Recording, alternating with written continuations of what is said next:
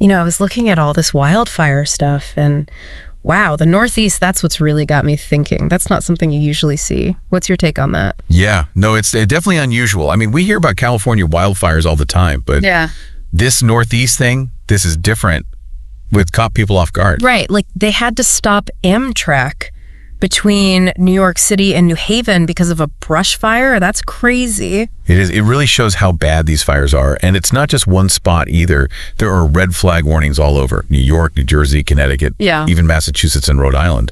That's a lot of the Northeast. So no bonfires up there for anyone listening. Definitely not. But seriously, what's going on up there? What's making it so easy for these fires to start? Is that normal for the Northeast? No, not at all. The big problem is the drought. It's really, really bad, like historic levels of drought. Yeah, and parts of New Jersey, get this, they're in what they call an extreme drought. That's like as bad as it gets on the drought scale. It's not just that there's no water. It means everything's suffering, like farms, even the whole environment. And of course, it turns everything into kindling, ready to burn. So that's why the fires are so bad? It's just way too dry? I mean, we've all heard about droughts, but extreme drought, that's scary. Yeah, it is. And that's what makes this so strange for the Northeast. It's just not what they're used to at all. And it's not just a theoretical thing. It's really causing problems. Like with that Jennings Creek wildfire, that was huge. Oh, yeah, absolutely. That fire is like a textbook example of what this drought means. Over 3,500 acres burned, houses were in danger, and it just shows how fast a fire can get out of control when it's this dry. It's just awful to think about, people losing their homes. It is. And the thing is, it's happening all over. New York State, they've already had twice the amount of land burned this year compared to normal. That's insane. And even in Massachusetts, they're fighting multiple fires. I read this one fire warden said it's been a nightmare trying to contain them because the wind is just pushing the fires around. Oh, wow. So they've got a lot to deal with up there. And while that's happening out in California, they're dealing with that huge mountain fire too, right? It's like everywhere you look right now. I know, right? It seems like it's just fire after fire. The mountain fire, that's in Ventura County. And that just started a few days ago, November 6th. And it's already burned more than 20,000 acres. It's unbelievable how these things can spread so fast. It's really hard to imagine until you hear those numbers, 20,000 acres. Yeah, it's just massive. But what really gets me about the mountain fires, how many people have been affected? They're saying over 200 buildings have been destroyed, 90 more damaged, and there have even been injuries, both firefighters and regular people. It's a real tragedy. All those homes, all those lives disrupted. It's just devastating. Yeah, that's awful. But I did see that the firefighters have been making some progress, right? That's got to be a little bit of good news, at least. Well, yeah, for sure. They've been working so hard, and they are getting more and more of the fire contained. The good news is that the wind seems to have died down some, which is a huge help. Yeah. The Ventura County fire chief, he actually said he felt good about how things were going. He even used the word buttoned up to talk about how contained they have it. Okay, that's definitely good to hear. So things are getting better, but it's not completely over yet. Right, exactly. Yeah. He did say that there will probably be more flare-ups, and the dust and ash from the fire, that's going to be a problem for a while. So it's definitely improving, but not out of the woods yet. It's a lot to take in. I mean, wildfires burning on both coasts at the same time makes you wonder if there's some connection here. Like, why are we seeing these fires in such different places all at once? It can't be a coincidence now. Yeah, no, it's very unlikely to just be random. What's interesting is that even though these fires are so far apart, there is something connecting them, and that's climate change. So even though we're talking about totally different parts of the country, totally different environments, climate change is the link. Exactly. Both areas are having these droughts, and climate change is making those droughts worse. So you end up with this perfect situation for wildfires, dry plants, low humidity, and warmer temperatures. All that together makes fires much more likely to start and spread like crazy. I see. So it's like all these factors are coming together. It's interesting, though. I mean, I always think about climate change like it's something that affects other places, not really my own life. But when you see stuff like this, it makes you realize it's everywhere. That's a really common thing to think. Yeah. But the reality is that climate change is global, but it has local effects everywhere. And these wildfires, they're like a big warning sign that we can't ignore what's happening anymore. It does feel like we're seeing more of these extreme weather events and not just fires. It's getting harder to ignore, like you said. It is. And the drought in the Northeast, that's a really good example of how climate change is messing with the weather. They just don't get droughts that bad in that area. It's not normal. So it's a clear signal that our climate is changing, and in ways we haven't really seen before. Okay, so that's the connection. But what can we even do about it? It feels so big, it's hard to know where to even start. Yeah, I know what you mean. It can be overwhelming. But it's important to remember that we're not totally powerless. There are things we can do, both as individuals and together, to try to lessen the impact of climate change and make these fires less likely to happen. So it's not just about cleaning up after the fires happen, it's about trying to stop them from happening in the first place. Exactly. Prevention is key. And it all starts with understanding that climate change is real and that humans are a big part of why it's happening. We can't fix something if we don't even admit it's a problem. Okay, so we acknowledge the problem. What's next? What can we actually do? Well, one of the most important things is to try to reduce our own carbon footprint. That just means, how much carbon dioxide we're putting into the atmosphere. There are actually a lot of simple things we can do every day that can make a real difference. Like what? I think a lot of people feel like what they do doesn't really matter, like it's just a drop in the bucket. I know, I hear that a lot. But honestly, every little bit helps. For example, driving less is a big one. If you can walk, bike, or take public transportation instead of driving, that's a huge help.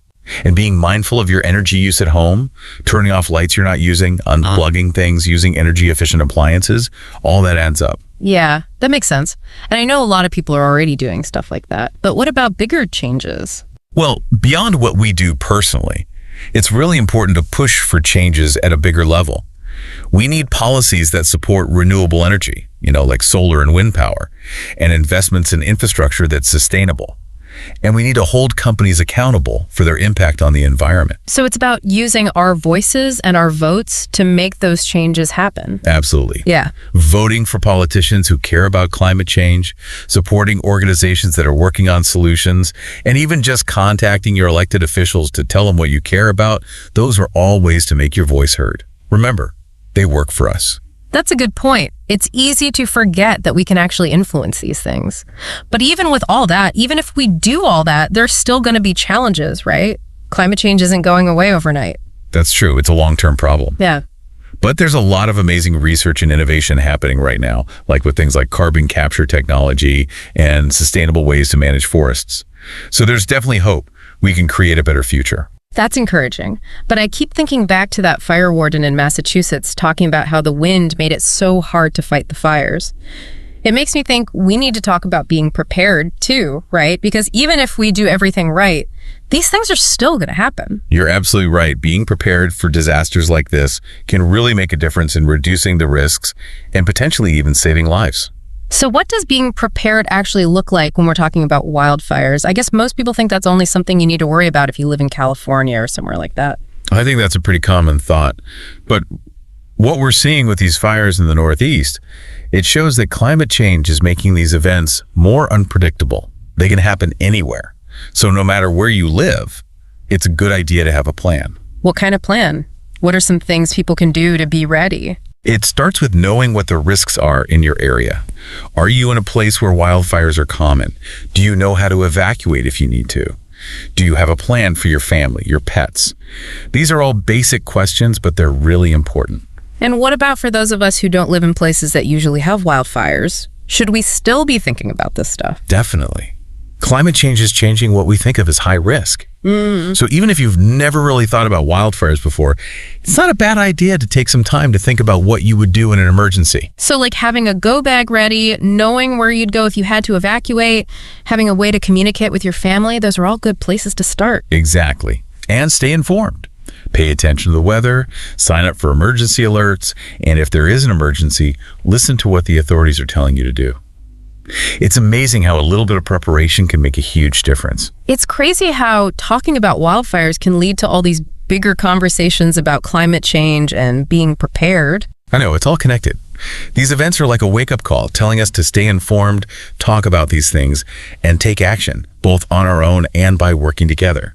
Yeah, it's all connected for sure. These events, they're a wake-up call. They really make you think about how we can be more prepared and what we can do to, prevent these things from happening in the first place. Yeah, exactly. It's not just about reacting after the fact. It's about being proactive, right? Absolutely. And a big part of that is acknowledging the role of climate change. I mean, we've talked about how it's exacerbating these droughts. Right, and those droughts are creating the perfect conditions for these massive wildfires. Exactly. It's like a chain reaction. So, we've talked a lot about the problem, but what about solutions? What can we actually do to address this? Well, there are things we can do both individually and collectively.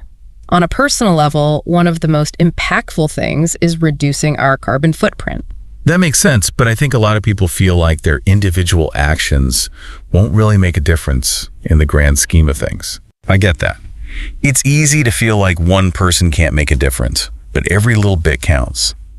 Think about it this way. If everyone makes small changes, it adds up to a big impact. Okay, I see your point. So what are some practical things people can do to reduce their carbon footprint? Well, transportation is a big one. Choosing to walk, bike, or take public transportation instead of driving alone can make a significant difference. Right, that makes sense. And what about things we can do at home? There's a lot of simple things you can do at home too, like being mindful of your energy usage. Turn off lights when you leave a room, unplug electronics you're not using, and try to use energy-efficient appliances. So being more energy conscious in general. Exactly. It all adds up. And then, beyond individual actions, we need to push for change on a larger scale. Right, because individual action can only go so far. Exactly. We need policies that support renewable energy sources like solar and wind power. And we need to hold corporations accountable for their environmental impact. So it's about advocating for systemic change too. Absolutely. And that means using our voices and our votes to make sure climate change is a priority.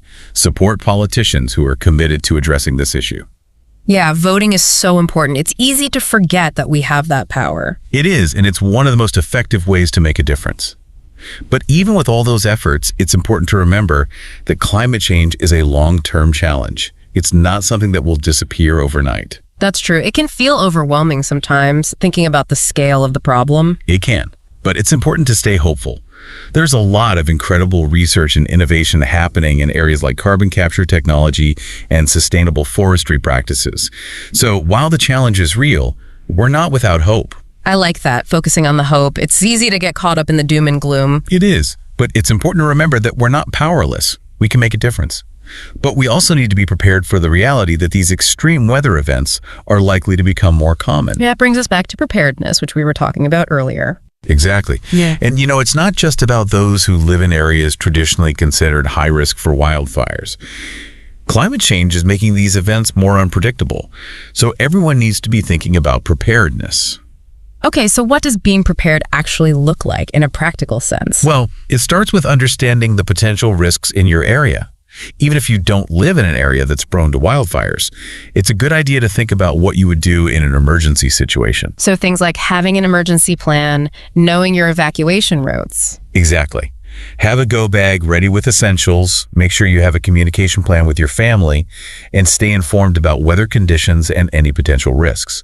These are all simple but important steps. It sounds like knowledge and preparation are really key here. They are. Being aware of the risks and having a plan can make a huge difference in how you're able to respond to an emergency situation. It's amazing how talking about wildfires leads to all these bigger conversations about climate change, personal responsibility, collective action, and the importance of being prepared. I know, right? It really highlights how interconnected everything is. These events are a wake-up call, a reminder that we need to stay informed, stay engaged, and work together to create a more resilient future. It's a lot to think about, for sure. But it's also empowering to realize that we have the power to make a difference. I agree. Every action we take, no matter how small, contributes to a larger solution. And collectively, we can create a more sustainable and resilient world.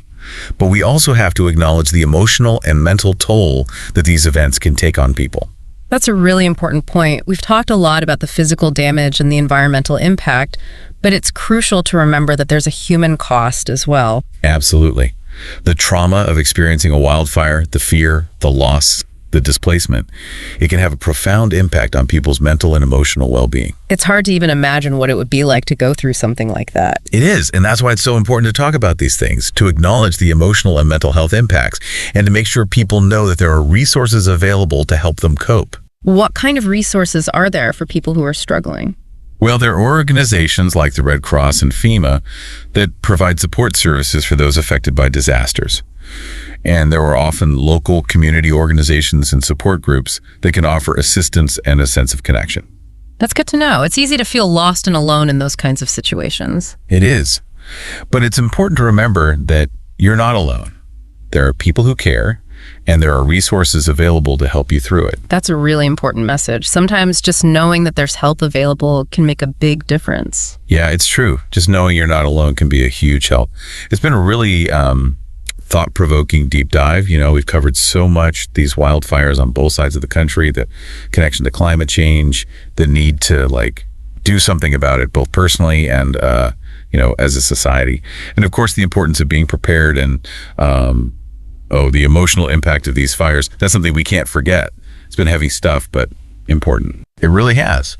And I know we've talked about a lot of challenges, things that can feel honestly kind of overwhelming, but I think it's important to end on a positive note.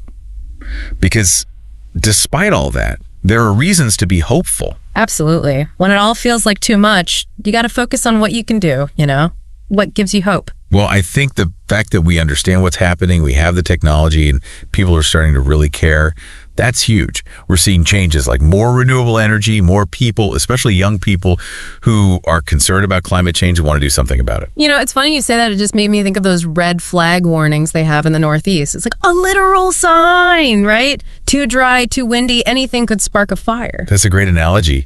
And it makes you wonder, are there other red flag warnings we should be paying attention to when it comes to climate change?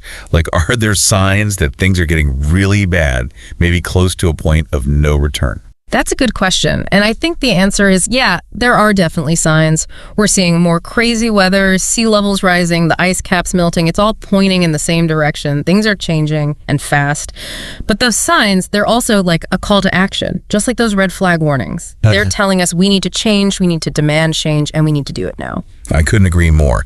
The key is to look at these challenges, not as impossible roadblocks, but as chances to grow, to innovate, to make things better.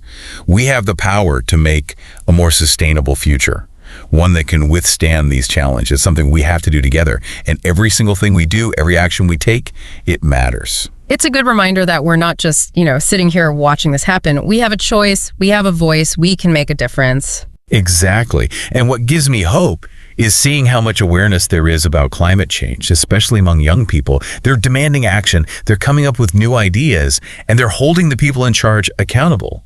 They get how urgent this is, and they're not afraid to shake things up. They're the ones who are going to inherit this planet, so they're determined to make it right. That's inspiring. It really is. Their energy and their passion, it's a reminder that we can create a better future. It won't be easy.